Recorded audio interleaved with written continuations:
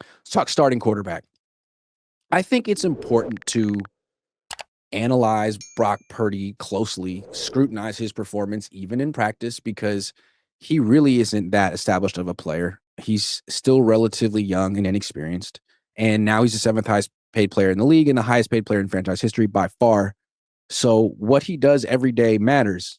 And he's not a complete fraud or a complete fugazi like Jimmy ended up being.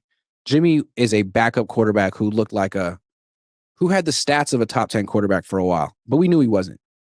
That's not Brock. He's not this backup masquerading as a starter who got some outrageous contract and he'll never live up to it. But we've seen like the highs and the lows of Brock. And I think the lows of Brock look like a guy who is indecisive, is not necessarily processing the information correctly or efficiently. He's forcing passes down the field to receivers who are covered and making mistakes and committing turnovers. That's bad Brock. Remember, you talk about good Jimmy and bad Jimmy? I think we've seen enough of Brock to see good Jimmy, good Brock, and bad Brock. Yesterday was bad Brock, forcing passes when you don't have to do that. Today was good Brock. I mean, no forced passes, no passes that were even close to being intercepted, but that doesn't mean he was being safe. He was being very aggressive. He got the ball down the field multiple times. He had a lot of big plays. He beat some blitzes where there were unblocked rushers. He beat them with just quick decisions and good field vision and understanding where his players are and where the defense is going to be and how to beat it. I mean, that's great Brock. And all I want to say is it feels like the times we see great Brock is when he has Christian and Trent. But there's no shame in that. Joe Burrow needs T. Higgins and Jamar Chase. Most good quarterbacks need their weapons. Steve Young needed Jerry Rice.